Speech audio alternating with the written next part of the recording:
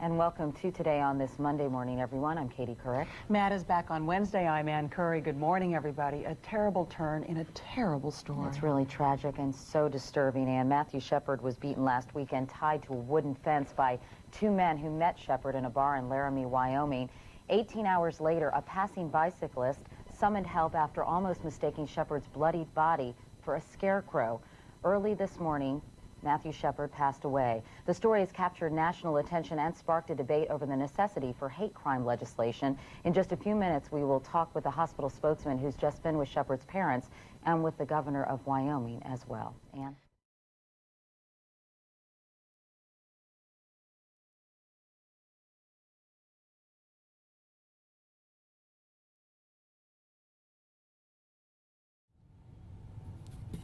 My first interview was with Detective Sergeant Hing of the Laramie Police Department. I was born and raised here. My family is a third generation. My grandparents moved here in the early 1900s. Well, I guess my daughter makes it fourth generation. Quite a while. It's a good place to live, good people, lots of space. Now, all the towns in southern Wyoming are laid out in space because the railroad came through. It was as far as they could go before having to refuel and rewater, and Laramie was a major stopping point. That's why the towns are spaced so far apart. We're one of the largest states and one of the least populated. What you have is your old traditional ranchers. They've been in Laramie forever. Laramie's been the hub of where they come to get their supplies and stuff like that. And then you got the university population. And then you have the people who live in Laramie, basically.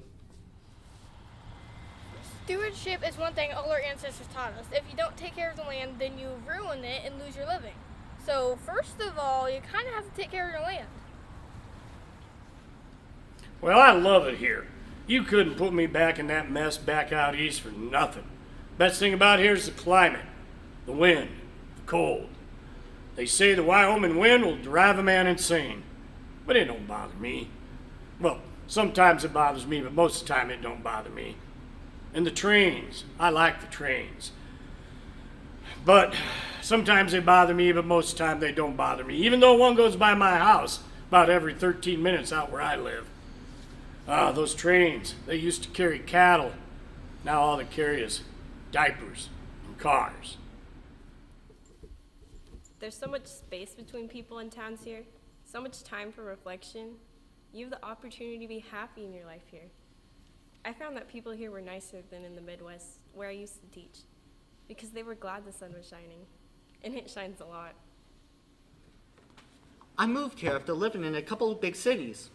I loved it there, but you have to be out of your mind to let your kids out after dark. And here, in the summertime, my kids play out at night till 11 o'clock, and I don't think twice about it. I grew up in Cody, Wyoming. Laramie is better than where I grew up, I'll tell you that. I moved here from rural Texas. Now, in Laramie, if you don't know a person, you will definitely know someone they know. So it can only be removed by 1 degree at most. And for me, I love it. I mean, I go to the grocery store because I get to visit with 4 or 5 people knowing my business, because what's my business? I mean, my business is basically good. It's a good place to live, good people, lots of space.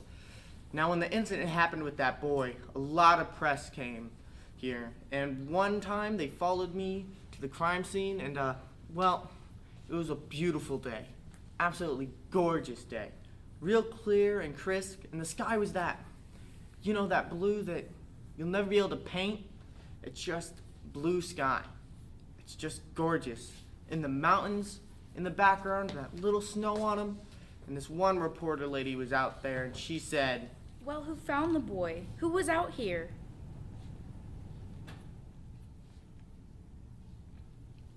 And I said, well, this is a real popular area for people to run. Mountain biking's really big out here. Horseback riding. And she looked at me and she said, Who the hell would want to run out here? And I'm thinking, lady, you're missing the point, you know? All you gotta do is turn around, see the mountains, listen to the birds, smell the air, just take in what's around you. And they were just nothing but story. I didn't feel judged. I felt they were stupid. They're missing the point. They're just missing the whole point. It's hard to talk about Laramie now, to tell what Laramie is for us. If you would have asked me before, I would have told you that Laramie is a beautiful town, secluded enough that you can have your own identity. A town with a strong sense of community, everyone knows everyone. A town with a personality that most larger cities are stripped of. Now, after Matthew, I would say that Laramie is a town defined by an accident, a crime. We've become Waco, we've become Jasper. We're a noun, a definition, a sign. We may be able to get rid of that, but it sure will take a while. Moises called saying he had an idea for his next theater project. But there was somberness to his voice, so I asked him, what was it all about? And he told me he wanted to do a piece about what's happening in Wyoming. Lee told me the company was thinking of going to Laramie to conduct interviews and they wanted me to come. But I'm hesitant.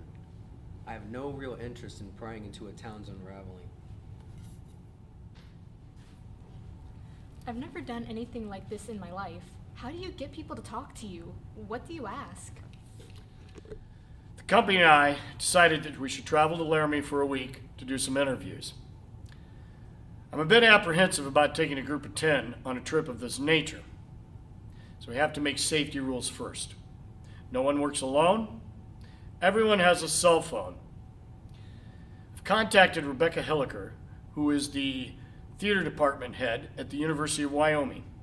She's throwing us a party the first night we're there, and she has promised to set us up with some prospective interviews. I must tell you that when I first heard you were thinking of coming here, when you first called me, I wanted to say that you just kicked me in the stomach. Why are you doing this to me? But then I thought, that's stupid. You're not doing this to me. And more importantly, I thought about it and decided that we've had so much negative closure on this whole thing, and the students really need to talk. When this happened, they started talking about it, and then the media descended and all dialogue stopped. You know, I really love my students because they're free thinkers. And you may not like what they have to say. You may not like their opinions because they can be very redneck. But they're honest and they're truthful. So there's an excitement here, that there's a dynamic here with my students that I never had when I was in the Midwest or in North Dakota. Because there's so much Puritanism that dictated how people looked at the world that a lot of times they didn't have an opinion. You couldn't get them to express an opinion. And quite honestly, I'd rather have an opinion I don't like and have that dynamic in education. There's a student I think you should talk to. His name is Jedediah Schultz. I've lived in Wyoming my whole life. The family has been in Wyoming for generations. Now when it came time to go to college, my parents couldn't afford to send me to college. I wanted to study theater, and I knew that if I was going to go to college, I was going to have to get a scholarship. So they have this competition each year, this Wyoming State High School competition, and I knew that if I didn't take first place in duets, that I wasn't going to get a scholarship. So I went to the theater department at the university looking for a good scene, and I asked one of the professors, I was like, I need a killer scene.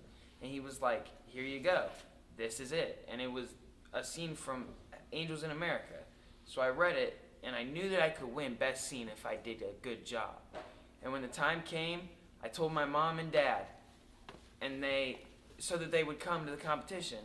Now you have to understand, my parents go to everything, every ball game, every hockey game, everything I've ever done. And they brought me into their room and they told me that if I did that scene, they would not come see me in the competition. They believed that it was wrong, that homosexuality was wrong. They felt that strongly about it that they didn't want to come see their son do probably the most important thing he'd done up to that point in his life. And I didn't know what to do. I had never, ever gone against my parents' wishes. So I was kind of worried about it, but I decided to do it. And all I can remember about the competition is that when we were done, me and my scene partner, we came up to each other and we shook hands. And there was a standing ovation. Oh man, It was amazing. And we took first place and we won. And that's how I came to afford to be here at the university. Because of that scene. It was one of the best moments of my life. And my parents weren't there. And to this day, that was the one thing my parents didn't see me do. And thinking back on it, I think, why did I do it? Why did I oppose my parents? Because I'm not gay, so why did I do it? And I guess the only honest answer I can give is that, well, I wanted to win. It was such a good scene. We arrived today in the Denver airport and drove to Laramie. The moment we crossed the Wyoming border, I swear I saw a herd of buffalo. Also, I thought it was strange that the Wyoming sign said Wyoming, like no place on earth, instead of Wyoming, like no place else on earth. I stopped at a local inn for a bite to eat, and my waitress said,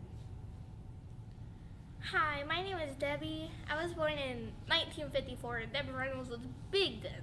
So yes, there are a lot of us around, but I promise I won't slap you if you leave your elbows on the table. Now, are you from Wyoming, or are you just passing through? We arrived in Laramie tonight with a population of 26,687 tents. The first thing to greet us is a Walmart. The dark we could be any main drives an American fast food chain gas station. But as we drew downtown by the railroad tracks, the buildings still looked like the one on the century western town.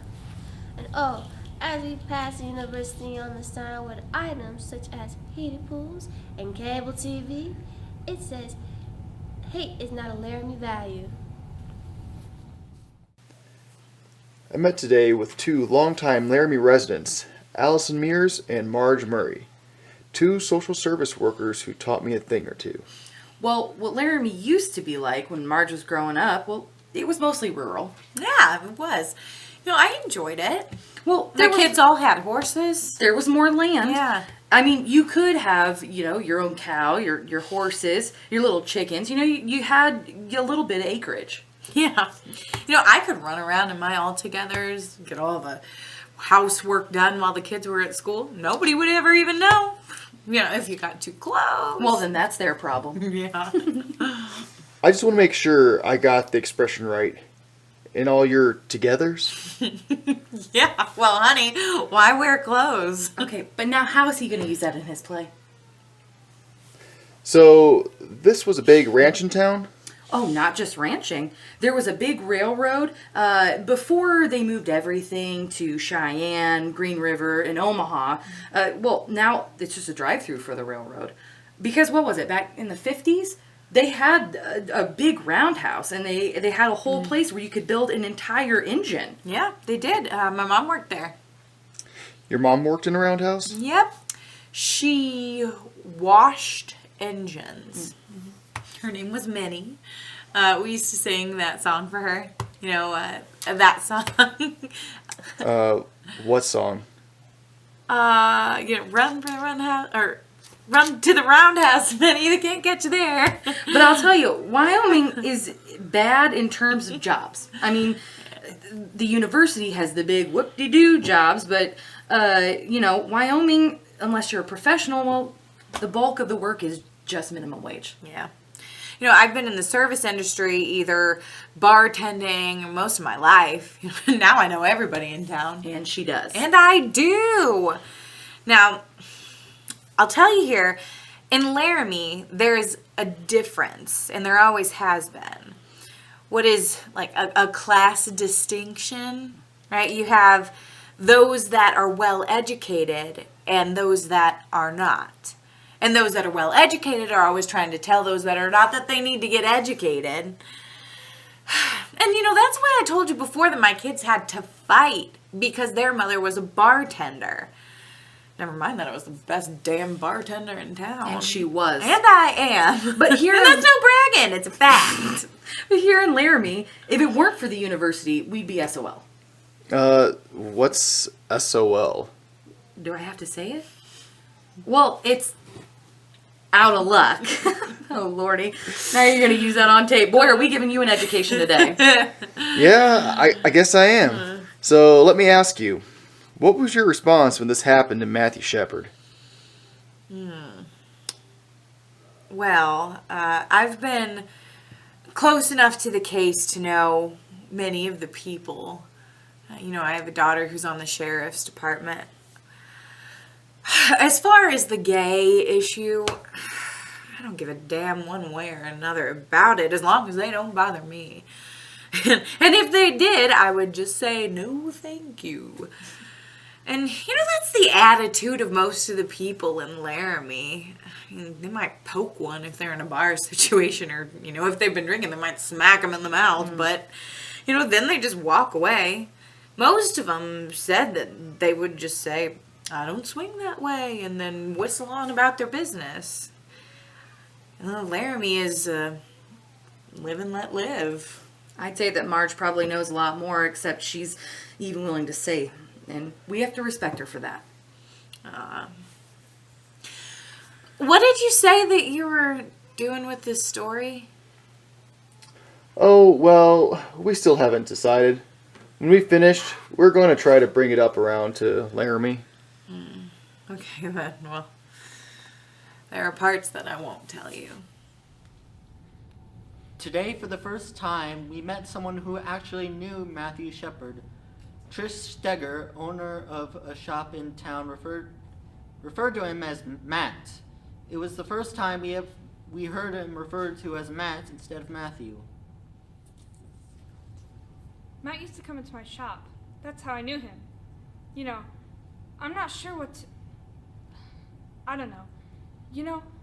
How does any one person tell about another? You should talk to my sister Romaine. She was a very close friend of Matthew's.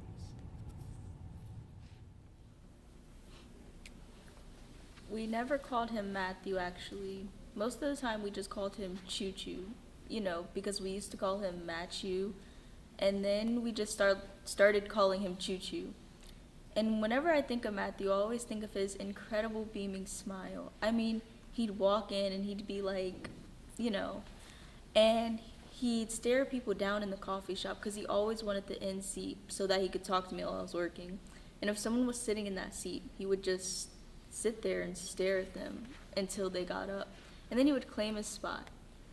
But Matthew did have a political side to him. That's all his big interest was watching CNN and MSNBC. I mean, that's the only TV stations I ever seen him tune into. I did hear from Matthew about 48 hours before his attack. He told me he had joined the gay lesbian club on campus and he was really enjoying it. He was getting ready for Pride Week, and why not? He was totally stoked about school. Yeah, he was really happy being there. Well, I get a call on the 2nd of October about 10 minutes after 7. It was Matthew Shepard. He wanted me to pick him up on the corner of Grand and 3rd. So anywho, I get to the corner and I see who this Matthew Shepard is, and I see this little guy, maybe 5'2", 97 pounds, soaking wet. Now I know they said he was 110. In the newspapers they said he was 5'5", but there's no way. This man was 5'2", maybe 5'1". Well, anywho, he walks up to the window. Now I'm going to try to go step by step here to show you the principle of this man. Well, he walks up to the window, and I rolled out of the window. I said, "Are you Matthew?" He goes, "Yes, I'm Matthew, but I don't want you to call me Matthew. I don't want you to call me Mr. Shepard. I don't want you to call me anything. I'm gay, and I'm hiring you to take me to a gay bar. Do you have a problem with that?" And I say, "Well, how you pay it?" See, there aren't any gay bars in Laramie. Aren't any in Wyoming, for that matter. So Matthew was hiring me to take him down to Fort Collins, Colorado, about an hour away. Matthew always was a blunt little shit. See what I'm saying? But I liked him, respected him, straightforward. See what I'm saying? Straightforward. Matthew was very shy when he came in, to the point of being almost somewhat mousy, I'd say. He was having some difficulties adjusting, but this was home for him, and he had made that quite clear. And so his mousiness, his shyness, gave way to a person that was excited about this track that he was going to embark on. He was just figuring out what he wanted to work on, human rights, and how he was going to do that. And when that happens, the person begins to bloom a little bit. He was starting to say, wow, there are opportunities here. There are things I can do in this world. I can be important. And in retrospect, and I can only say this in retrospect, of course, I think that's where he was headed, towards human rights, which only adds to the irony and tragedy of this. And let me tell you one more thing here. There are more gay people in Wyoming than meet the eye. I know for a fact. They're not the queens, they're the gay people, they're not those kind. No, they're the kind that throw and bale hay and ride horses and brand and kick ass. I always say, don't mess with a Wyoming queer because they will kick you in your ass. But that's not what I'm here to say. I just want to say I know a lot of gay people in Wyoming. Hell, I know a lot of people in Wyoming, period. I've lived here some 40-odd years now. And I don't think it matters to Wyoming people whether you're gay or straight at all. It just doesn't matter. When you have 8 men and 1 woman in a Wyoming bar, which is often the case, now you just stop and think. Who's getting what? See what I'm saying? Now, it don't take no intelligent mind to figure that one out. My understanding when I first came here is that I was the first out lesbian or gay faculty member on campus, and that was 1992. So that wasn't that long ago. I was asked at my interview what my husband did, so I came out then. Do you want to hear a funny story? When you first get here as a faculty member, there's a lot of things you have to do, and so I was in my office and I was working, and I had noticed that this woman had called. I was expecting, a health insurance phone call, something like that, and so I called her back, and I could hear her. She was clicking away at her keyboard, and I said, this is Kathy Connolly returning your phone call, and she said, oh, it's you, and I thought, this is bizarre, and she said, I hear you're gay. I hear you are. And I was like, uh-huh. And she said, I hear you came as a couple. I'm one too. Like, not a couple, but a person. And so she was a kind of lesbian who knew I was coming, and she wanted to come over and meet me immediately. And she later told me that there were other lesbians that she knew who wouldn't be seen with me, and that I would irreparably taint them, that just to be seen with me could be a problem. When I came here, I knew it was going to be hard as a gay man, but I kept telling myself, people should live where they want to live. And there would be times I would go down to Denver, and I would go to gay bars, and people would ask me where I was from, and I'd say Laramie, and I met so many men down there from Wyoming, so many gay men who grew up there, and they're like, this is not a place where I can live. How can you live there? I had to get out. Grr, grr, grr. But every once in a while, there would be a guy, oh gosh, I miss Laramie. I really love it there. That is where I want to live. And they get this starry-eyed look, and I'm like, if that's where you want to live, do it. Imagine if more gay people stayed in small towns. But it's easier said than done, of course.